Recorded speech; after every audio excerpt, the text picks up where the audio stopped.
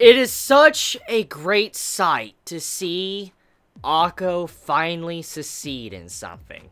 She's been training so hard all of these recent episodes, and finally, after all of this time and effort she's been putting into learning magic and bettering herself, and going through so much characterization and development, she has finally done something that impressed everyone in Luna Nova.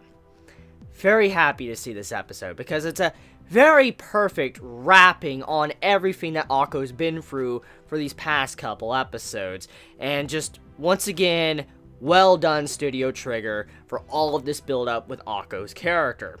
So, let's talk about the big point of this episode, which I got at the end, and it needs to be discussed, which goes along with Diana and Akko, and the correlation with how Diana feels and what Akko has been doing. So, you remember last week's episode, where Akko learned a little bit more about Diana.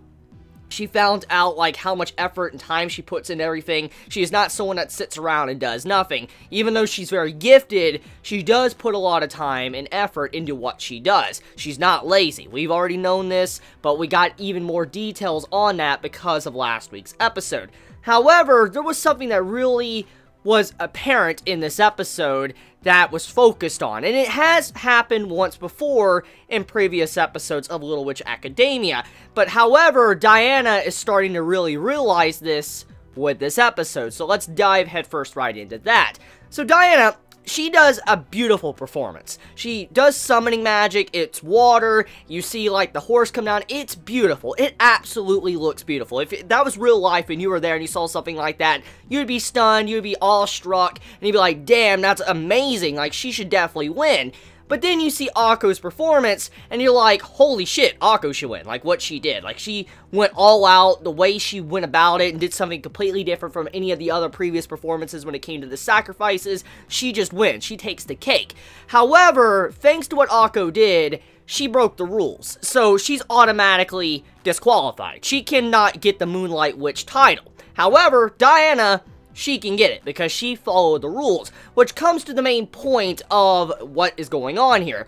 Diana, obviously everybody expected her to win, because it's Diana. She's like the best of the school, everybody knows her, she's like the top star student of the entirety of Luna Nova, star child or whatever, and you have it to where everybody's like, oh, she should win, but after seeing Akko, obviously many might side with her. Still, she can't win because she's disqualified, and Diana, she was a little bit upset about that. You can see the way her face reacted when she asked about Akko's group, like what happened, and you know, she found that they were disqualified. It feels like she realizes she's not really worthy of that title. It doesn't feel like she really necessarily deserves the Moonlit Witch title.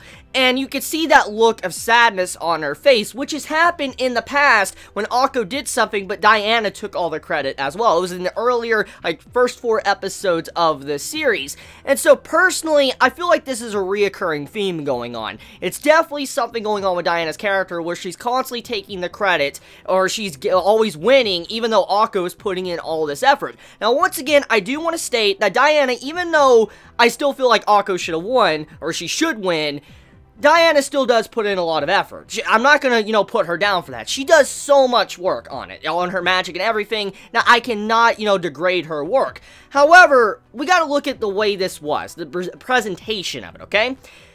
This festival, what was going on, the judges wanted something new. They were tired of seeing the exact same thing over and over and over and over again. That's how real life is. I mean, if you go to see the same movie over and over again, it's the same words and everything, eventually you're gonna get bored of it. Regardless of how good the movie is, regardless of how well written it is or whatever, eventually, even if it takes 100+ watches, you're gonna get bored with it. That's common sense. That's how humans are.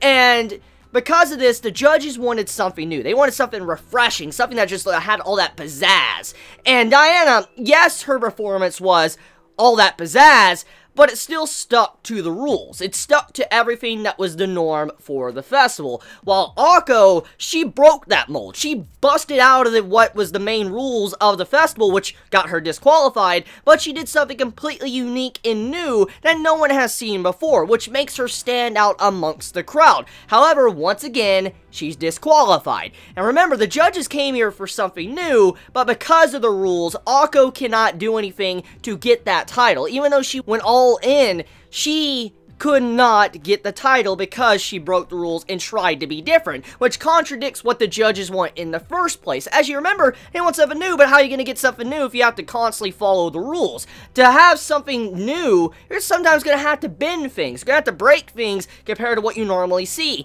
And I feel like that's how Diana feels from that. And once again, let's compare the performances between Diana and Akko. So Akko, clearly in her performance, she had a lot of excitement and life into her performance. You just see the look of excitement on her face, the way it's drawn and everything, which props to Studio Trigger for that, by the way. But the way that entire scene is, you can see Akko is really getting into the role, and it's one of the shittiest roles of the entirety of the festival. But however, Akko is enjoying it, and she's doing everything she can to make it fun for the watchers.